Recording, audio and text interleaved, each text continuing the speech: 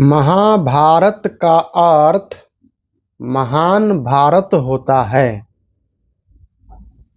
तो महा जोड़ भारत, महा मने महान और भारत यानी कि देश। अब भारत को महाभारत बनाना है, महान भारत बनाना है। और भारत तब तक महान नहीं बनेगा जब तक भारत को अखंड न कर दिया जाए, अखंड भारत का निर्माण न कर दिया जाए, तब तक भारत महान नहीं हो सकता है। तो इसके लिए हम सभी भारतवासियों को भारत को अखंड बनाने के लिए प्रयास करना होगा, कठोर परिश्रम करना होगा, क्योंकि खंडित भारत को अखंड बनाने के लिए बहुत ही संघर्ष करने की आवश्यकता पड़ती है। बिना संघर्ष किए कुछ भी हासिल नहीं होता है। तो मैं आप सब से एक बात पूछना चाहता हूं कि आप सब विचार कीजिए, सोचिए और बताइए कि भारत को अखंड बनाने के लिए क्या करना चाहिए। सबसे पहले आप लोग भारत को समझिए कि भारत क्या है,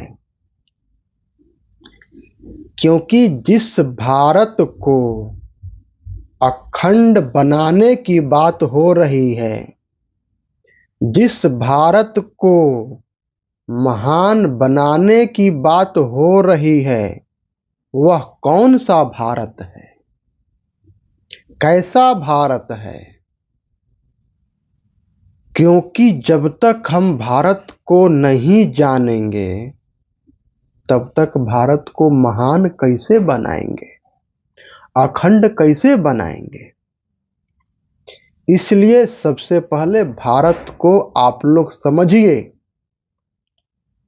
कि भारत है क्या। जो पढ़े लिखे विद्वान लोग हैं, जो इतिहासकार हैं, जो विद्वान हैं,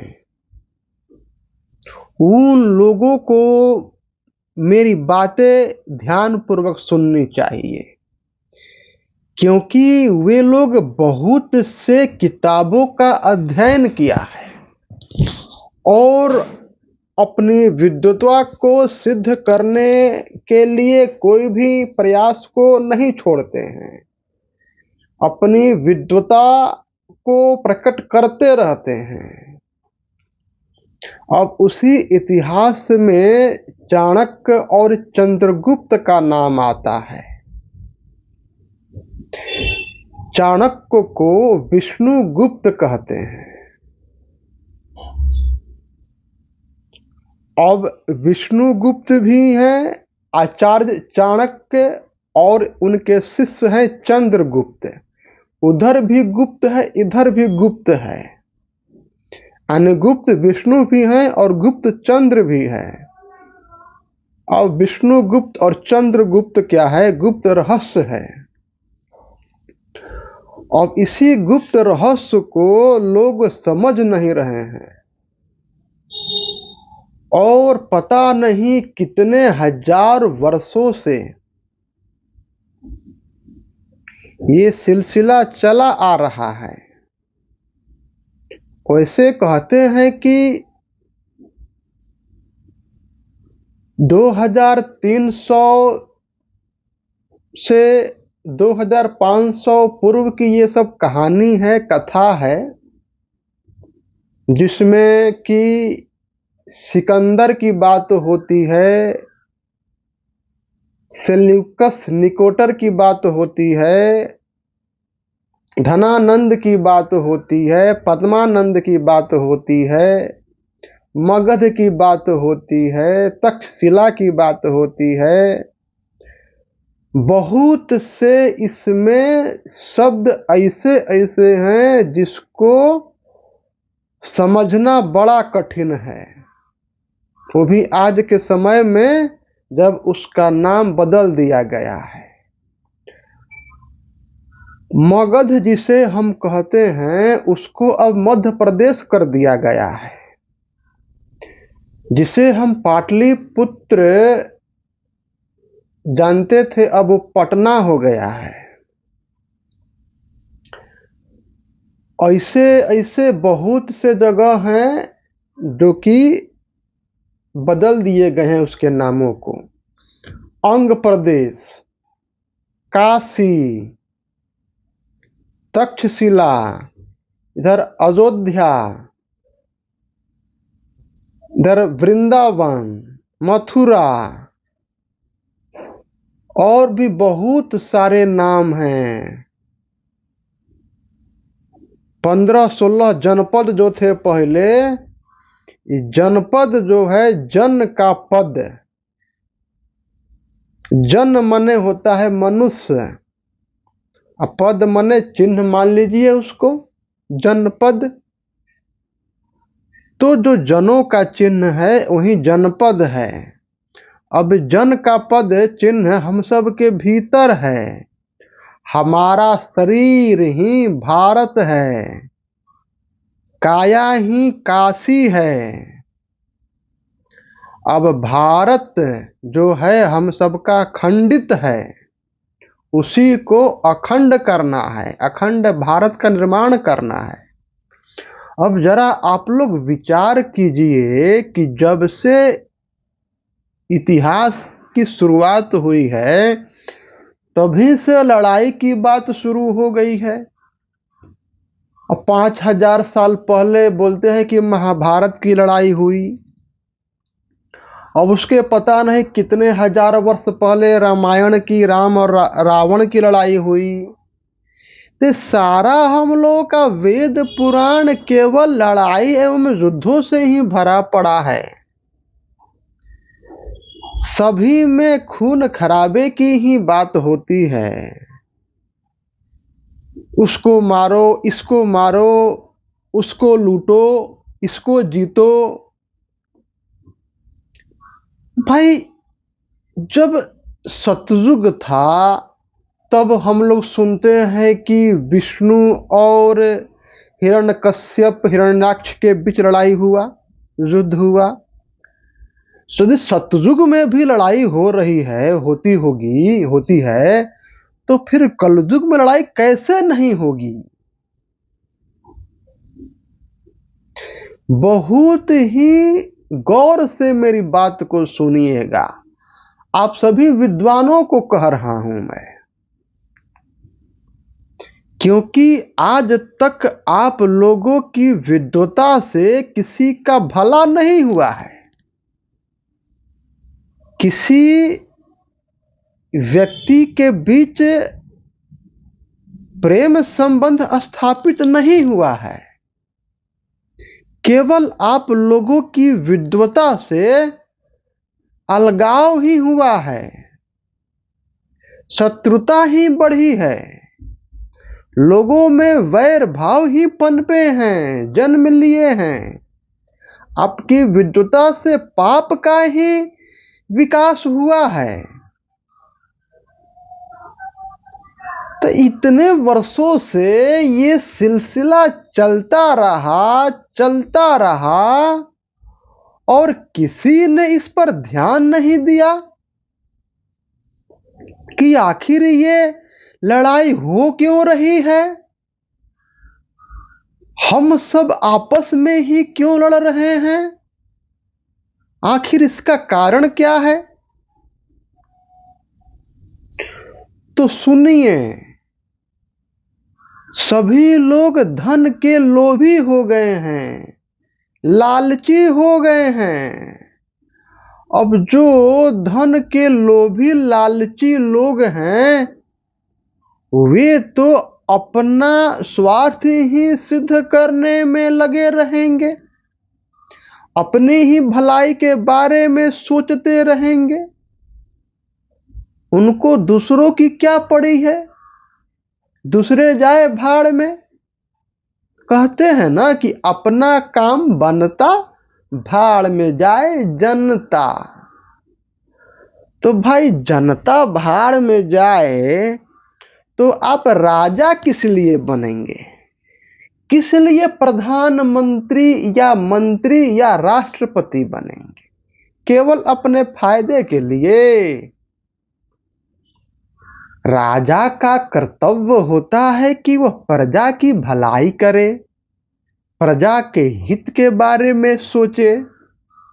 अब यदि राजा ही ये सोच ले कि अपना काम बनता, भाड़ में जाए जनता, तब तो फिर बहुत कठिन है डगर पनघट की। इस पर तो हम सबको सोचना होगा। तो सुनिए, तो जो विष्णुगुप्त चाणक्य हैं, ये अपने नाम में गुप्त इसलिए लगा लिए हैं कि इनका सारी जो रचना है गुप्त है, एक गूढ़ रहस्य है। और चंद्रगुप्त भी जो है वो भी गुप्त है। और विष्णुगुप्त के जो शब्द हैं वे भी गुप्त हैं। उसी गुप्त शब्दों के अर्थों को जानना है, समझना है। उस गुप्त शब्द के अर्थों को जान लेंगे ना, तो रहस्य का उजागर हो जाएगा, रहस्य नहीं रह पाएगा। उस रहस्य को हम लोग भली भांति जान लेंगे। तो ध्यान से सुनिए, समझिए।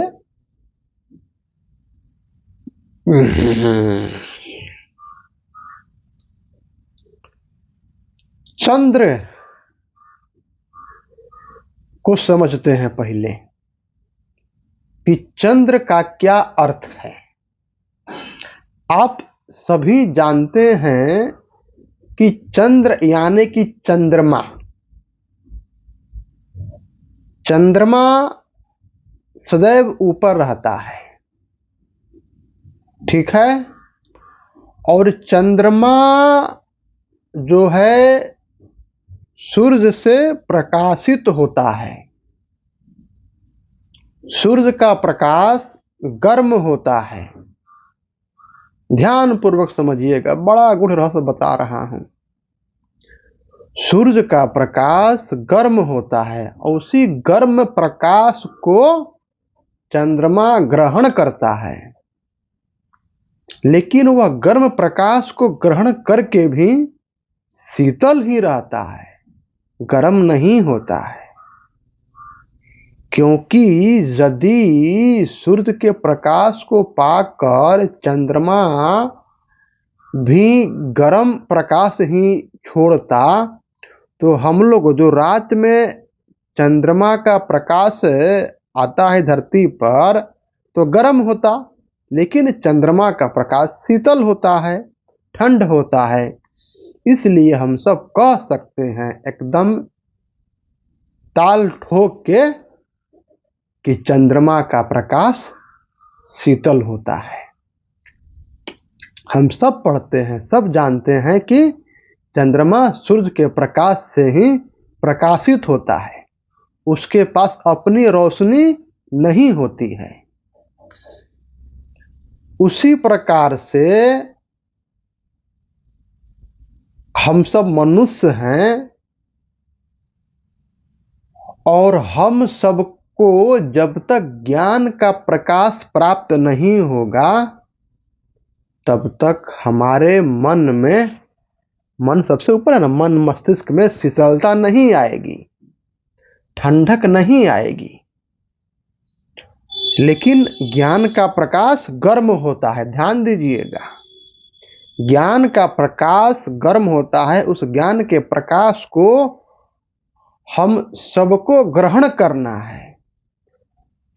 हम सभी मनुष्यों को उस ज्ञान के प्रकाश को प्राप्त करना है, तब जाकर के हम सब के भीतर शीतलता आएगी। हम सब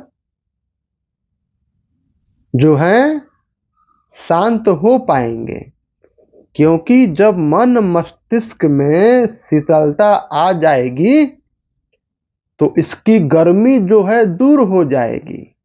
तो जब गर्मी दूर हो जाएगी तो फिर शांति ही शांति प्राप्त हो जाएगी, आनंद ही आनंद, परमानंद को हम लोग प्राप्त कर लेंगे। ठीक है, लेकिन लोग तो ऐसा प्रयास करता नहीं है, क्योंकि जो साधु संत लोग हैं बताते नहीं हैं। वे सभी जो हैं राजतंत्र के बंधन में बंध गए हैं। बहुत से लोगों को उस ज्ञान की प्राप्ति नहीं हुई है, और जिन लोगों को ज्ञान की प्राप्ति हो गई है वे राजा के अधीन कर लिए हैं अपने आप को। लेकिन ऐसे बहुत से साधु संत हैं जो स्वतंत्र हैं, किसी के अधीन नहीं हैं। मैंने देखा कुछ शंकराचार्यों को जो कि सीधे सीधे मोदी जी को चुनौती दे रहे हैं। तो प्रत्येक साधु संतों का ये परम कर्तव्य होता है कि जो उन्होंने अपनी साधना से, योग विद्या से ज्ञान की प्राप्ति की है, ज्ञान को अर्जित किया है, उस ज्ञान को, उस सच्चाई को समाज के प्रति उजागर किया जाए, उस ज्ञान को लोगों में बांटा जाए। समाज जो बटा हुआ है जातियों में, छुआछूत के भेदभाव में, या जो भी समस्या अभी देश में, विश्व में व्याप्त हो रही है, उन सब को ठीक करने के लिए उस ज्ञान को बताना बहुत ही आवश्यक होता है। तो आप लोग किसी के अंदर में अपने आप को मत रखिए। हाँ, तो मैं बता रहा था कि जो विष्णु गुप्त हैं वही चाणक्य हैं, और वही जो है विष्णु भगवान के नाम से हम लोग जानते हैं। ध्यान दीजिएगा, हमारी बात को बहुत से लोग सुन के हम गरियाएंगे, भला बुरा कहेंगे, लेकिन हमको अब थोड़ा उस बात की चिंता है। काहे कि इतने वर्षों से आप लोग रहस्य को रहस्य बना करके, छुपा करके, दबा करके रखे थे, अब थोड़े दबने वाला है। अब तो रहस्य को उजागर करना होगा ना। तो विष्णु भगवान जो है वही विष्णु गुप्त चाणक्य हैं। और जो कहते हैं बुद्ध अवतार, ये बुद्ध अवतार भी समझिए कि बुद्धि ही है, समझ गए हैं। और ये बुद्धि की प्राप्ति जो कब होगी जानते हैं? जब शक्ति को हम लोग जगाएंगे तब। शक्ति तो अभी पाताल लोक में स्थित है, गुदा द्वार के पास स्थित है। अब पाताल लोक के राजा बोलते हैं कि राजा बलि जो है लक्ष्मी जी का भाई है, उसने लक्ष्मी को बहन बना लिया है। अब वही लक्ष्मी, अब वही शक्ति दुर्गा भी है, लक्ष्मी भी है, सरस्वती भी है, उसी को काली भी कह सकते हैं। शक्ति क्या बोलते हैं कि नारी शक्ति। नारी का सम्मान कीजिए, शक्ति का सम्मान कीजिए। अब नारी शक्ति का सम्मान बताइए कैसे करेंगे? नारी शक्ति को तो पहचानते ही नहीं कि शक्ति है क्या। अब उस शक्ति जो है हम सबके शरीर में स्थित है। अब वो नीचे है शक्ति, वही शक्ति को जागृत करना है। वो शक्ति जो है समझे वही आत्मा, सब कुछ वही है। उसी को लोगों ने कई नामों में बांट दिया है उस शक्ति को, ठीक है ना। तो उसी शक्ति को जागृत करेंगे तब सारे रहस्य को हम लोग जान पाएंगे। और शक्ति को जागृत करने के बाद हम सब जो हैं गुलामी से मुक्त हो जाएंगे। अब वही कहते हैं हम लोग समाज में जो ये दाह संस्कार होता है, क्या बताएं हम। इन लोगों ने ऐसे ऐसे रहस्य को ना छुपा कर रखा है और उसी रहस्य में सारा समाज पिस गया है। क्या बताएं हम। तो ये जो शरीर में 7 चक्र की 8 चक्र जो होता है, अब एक अष्टावक्र का भी नाम आप लोगों ने सुना है। बहुत लोग कहते हैं कि वो अपनी माँ के गर्भ में ही अपने पिता को चेतावनी दे दिए कि आप गलत बोल रहे हैं, ये नहीं होगा, ऐसे होगा। ये सारा शरीर के भीतर ही जो गर्भ है उसी में सारी शक्ति है। अब यही 8 चक्र जो है अष्टावक्र है। इन लोगों ने शब्दों की हेरा फेरी करके ना लोगों को उलझा दिया है, लोगों का दिमाग को भ्रमित कर दिया है, ठीक है। अब 8 चक्र क्या, हमको तो नाम पता है नहीं, सुनिए। अब इसमें 8 चक्र जो है मूलाधार चक्र, स्वाधिष्ठान चक्र, मणिपुर चक्र, अनाहत चक्र, विशुद्धि चक्र, आज्ञा चक्र, मनस चक्र एवं सहस्त्रार चक्र। अब इसकी व्याख्या बाद में किया जाएगा, ठीक है ना। अब यही जो 8 चक्र हैं, सारा खेल इसी 8 चक्रों पर ही टिका हुआ है। जिसने इस चक्रों को जान लिया वो समझिए कि अवतार हो गया, एक तरह से महापुरुष हो गया। सारा खेल इसी 8 चक्रों का है, अष्टावक्र का है। लेकिन इस 8 चक्र को या यूं कहें कुंडलिनी जागरण को जागृत करना, उसको जगाना बड़ा कठिन है, बहुत दुर्लभ है, सबको नहीं हो पाता है उस शक्ति जागृत करने का, ठीक है। तो उसको जगाने के लिए ही जप तप साधना या योग जो भी क्रिया प्रक्रिया है बनाई गई है। उसी के लिए कहा जाता है कि शाकाहारी भोजन कीजिए, प्याज लहसुन का त्याग कीजिए, इसी के लिए होता है। ये सब गुण रहस्य है। अब इसकी आगे और भी मैं व्याख्या करूंगा। ज़्यादा लंबा वीडियो बन जाता है तो बहुत से कम लोग देखते हैं, फिर अपलोड करते हैं तो बहुत सा कमे बात उसमें आ पाता है और बात छूट जाता है। इसलिए हम कम समय का बना करके अपना करेंगे। जैसे जैसे हमको प्रेरणा मिलती जाएगी वैसे वैसे हम कहते जाएंगे, क्योंकि रहस्य का उजागर तो करना है हमको। हम तो उसी के लिए भगवान का भक्ति किए थे। अभी आपको केवट और सबरी का भी रहस्य बताएंगे, नल और नील का भी रहस्य बताएंगे, हनुमान का भी रहस्य बताएंगे। जो जो रहस्य मेरे आएगा भीतर उजागर होगा, सब रहस्य को हम बताएंगे। ये गोवर्धन पर्वत जो है उसको भी बताएंगे, गोपाल को भी बताएंगे, गोस्वामी कौन होता है वो भी बताएंगे,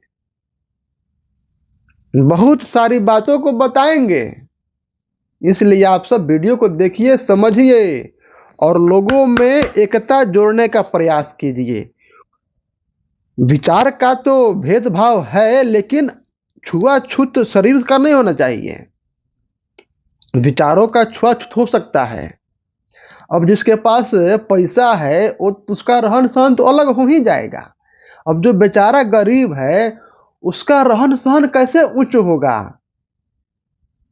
अब कोई ब्राह्मण जाति का गरीब है, उसका रहन सहन देखिए, या जो जिसका बोलते हैं दलित शूद्र, उसमें कोई धनवान है, उसका रहन सहन देखिए, दोनों में कितना अंतर हो जाता है।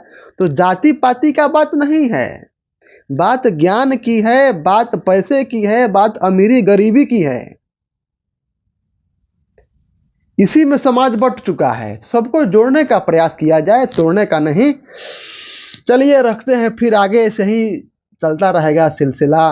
कब हम शांत हो जाते हैं, कब हम आ जाते हैं, पता नहीं चलता है हमको। ठीक है ना, सब अभी भगवान के बस में है, नियंत्रण में है अभी हम। ठीक है ना। तो महाभारत जो है या अखंड भारत जो है वो खंडित है, उसको अखंड करना है। तो अखंड भारत का निर्माण कब होगा? जब हम सब इन 8 चक्रों को जोड़ देंगे। अभी ये 8 चक्र जो हैं अलग अलग हैं, खंडित हैं। इसी को अखंड करने के लिए जोड़ना पड़ेगा। अब इसी अखंड भारत को, सॉरी, खंडित भारत को अखंड करने के लिए हम सबको मंत्र साधना करनी पड़ेगी, जप तप करना पड़ेगा। किसी संत को या किसी महापुरुष को गुरु बनाना पड़ेगा, क्योंकि बिना गुरु के ज्ञान की प्राप्ति नहीं होती है। ध्यान रखिएगा, जब तक हम किसी को गुरु नहीं बनाएंगे ज्ञान नहीं मिलेगा। और उसी गुरु की प्रेरणा से ही हम सब का जो खंडित भारत है अखंड भारत हो जाएगा। बाहर यदि हम किसी से लड़ाई झगड़ा करें, मारपीट करें, तो भारत अखंड थोड़े बन जाएगा। ये तो लड़ाई अपने भीतर लड़नी है, ये आंतरिक संघर्ष करना है, हम सबको कठोर संघर्ष करना है। अब उसी में ये संघर्ष करते करते, अब देखिए नल नील का आप लोग नाम सुने हैं रामायण में, हनुमान का नाम सुने हैं। तो नल नील क्या है समझिए। नल यानी कि अनल, नील यानी अनिल।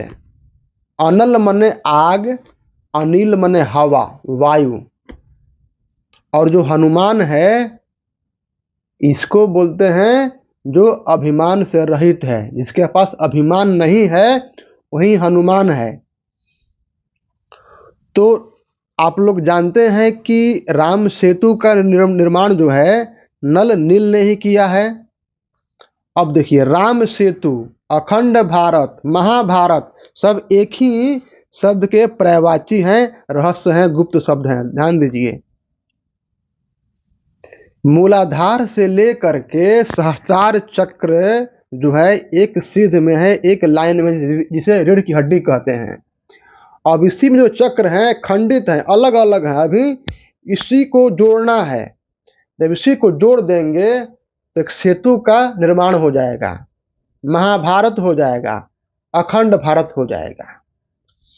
तो मूलाधार से लेकर के इसके ऊपर स्वाधिष्ठान को जोड़ेंगे, फिर उसके बाद मणिपुर को जोड़ेंगे, फिर अनाहत को जोड़ेंगे, फिर विशुद्धि जुड़ेगा, फिर आज्ञा चक्र जुड़ेगा, फिर मनः चक्र जुड़ेगा और फिर सहस्त्रार जुड़ेगा। तो जब 8 चक्र आपस में मिल जाएंगे, ये कुंडलिनी जागरण हो जाएगा, तो ये अपने आप स्वतः जो है अखंड भारत बन जाएगा। हमारा सबका शरीर जो है नहीं भारत, यही मातृभूमि है, यही भारत है। और क्या है, जब ये जुड़ जाएगा तो ही भारत महाभारत हो जाएगा, महान भारत हो जाएगा। अभी केवल भारत है, खंडित भारत है। अब जब जुड़ जाएगा तो अखंड भारत का निर्माण हो जाएगा। और यही राम सेतु भी है, वो भी हो जाएगा। अब राम सेतु का निर्माण नल नील ने किया, अनल आग, अनिल हवा वायु। अब क्या है, जब हम मुख से राम राम राम राम, कोई भी शब्द, ओम हो, हरि ओम हो, राम हो, आपको जिस शब्द को मतलब कि आपको अच्छा लगे उसी को आप मंत्र बना लीजिए, उसी को जपते रहिए, वही मंत्र सिद्ध हो जाएगा। लेकिन एक उसकी समय सीमा है। उसमें ये नहीं तय है कि आज होगा या कल परसों होगा। ये आपके ऊपर निर्भर करता है कि आप उस मंत्र को कितना समय तक जप रहे हैं, कितना अधिक उस पर आप अपना ध्यान दे रहे हैं। मैं क्या करता था कि जब मैं काम करता था तो बाइक से जाता था मोतिहारी, रक्सौल या बेतिया या और भी जो भी छोटे मोटे इलाके हैं, दूरी हैं, बाइक पर बैठ करके जाता था। अकेला रहता था या कोई बढ़ जाए पीछे, उससे भी मुझे कोई बहस नहीं पड़ता था, कोई फर्क नहीं पड़ता था। और मैं मन ही मन मुख बंद करके या तो गायत्री मंत्र का जप करता था या फिर हरिओम। हरिओम तो मैंने बाद में कहना शुरू किया, पहले गायत्री मंत्र का ही जप करता था। क्योंकि गरुड़ पुराण में हम सुने थे कि मृत्यु के समय बहुत कष्ट होता है, और इतना कष्ट होता है कि 100 बिच्छू एक बार में जितना डंक मारते हैं उतना कष्ट होता है, उतना कष्ट होता है मृत्यु के समय में। अब हमारे मन में वो बात बैठ गई थी कि भाई 100 बिच्छू एक साथ डंक मारे और उस डंक मारने से दर्द होता है, वही दर्द मृत्यु के समय होता है। तो हम डर गए थे भाई, बाप रे बाप, इतना दर्द होगा मृत्यु के समय, अब क्या करना होगा, उससे बचने के लिए क्या उपाय करना होगा। तो उसी के लिए हम मन ही मन भगवान से कहने लगे, हे भगवान, हे प्रभु, हमको इस कठिनाई से, इस मृत्यु के दर्द से बचाओ, मृत्यु की पीड़ा से बचाओ। ठीक है, तो उसी में अपना मन ही मन भगवान से प्रार्थना करने लगा। और उसी में गायत्री मंत्र का भी उल्लेख मिलता है। और उसी में बहुत से पंडित जी लोग भी कहते हैं कि श्राद्ध का भोज खाने के बाद से 1.25 लाख गायत्री मंत्र का जप कीजिएगा तो आपको उस पाप से मुक्ति मिलेगी। अब बताइए, अब श्राद्ध का भोज खाने पर पाप हो जाता है, अब उस पाप से मुक्ति के लिए 1.25 लाख गायत्री मंत्र जप कीजिए। सोचिए, देखिए, हम लोग सब बात जानते हैं इसको, गरुड़ पुराण में लिखा है उसमें, ठीक है ना। तो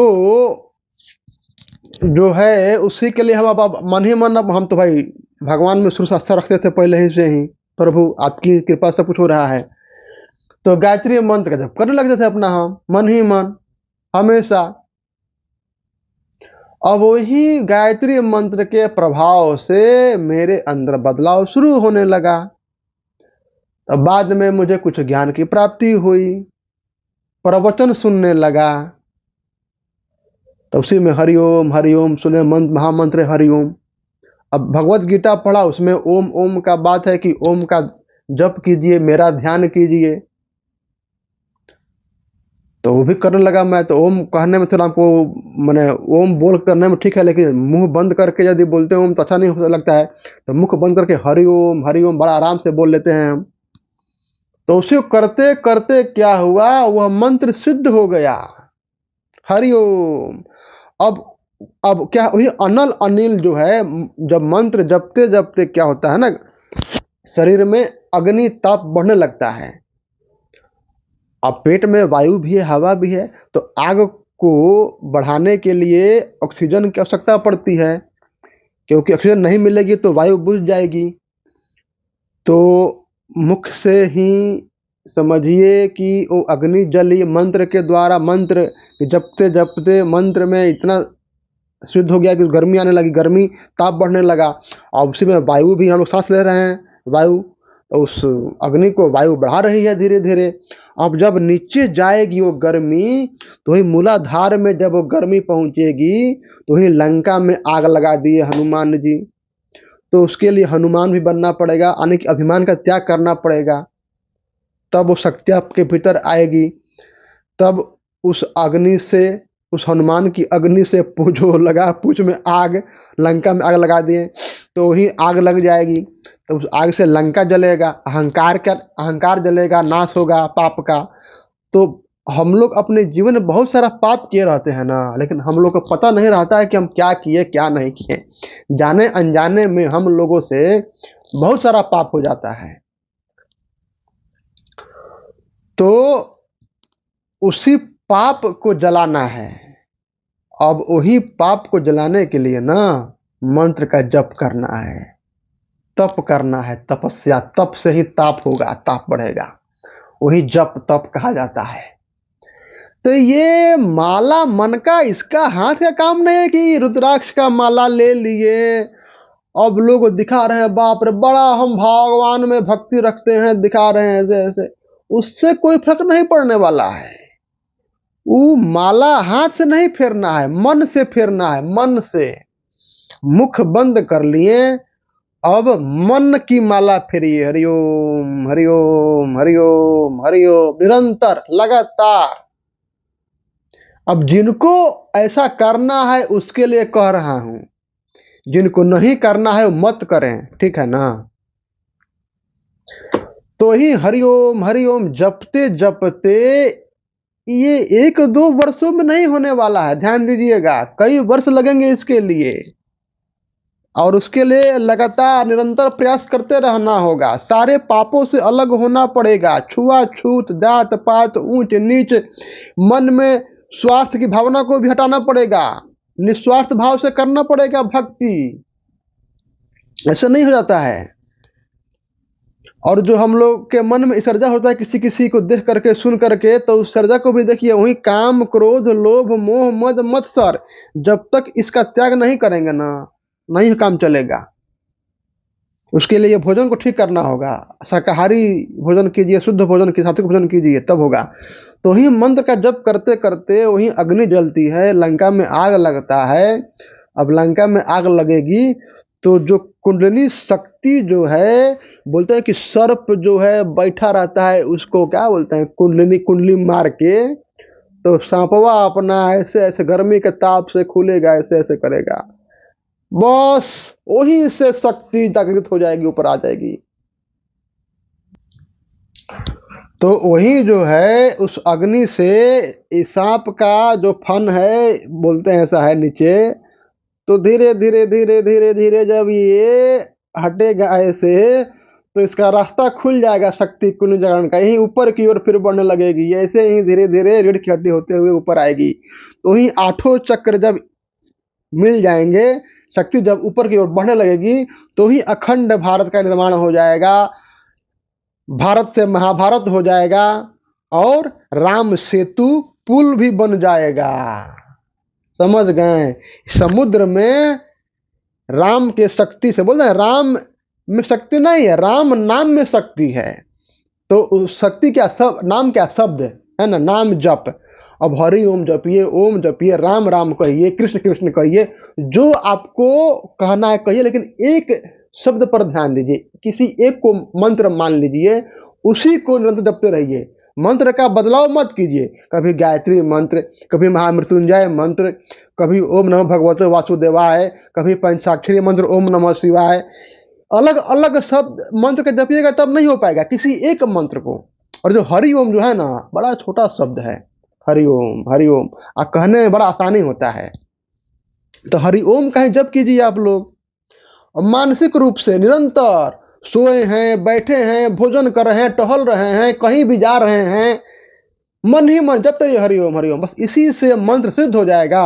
और वही जो है, जो कुंडली मार के सांप बैठा रहता है, कुंडली जग जाएगी, और आप सब उस रस को जान पाएंगे, और आप सबको असीम आनंद की प्राप्ति होगी। लेकिन भाई जान की बाजी लगानी पड़ेगी, इसमें मृत्यु भी हो सकती है, क्योंकि जब शक्ति जगती है ना, तो एक शक्ति बाण लगा राम लक्ष्मण को, मेघनाथ ने मारा, तो ही शक्ति बाण है, जब खुलेगी ना ऊपर के उठेगा, झटका लगेगा।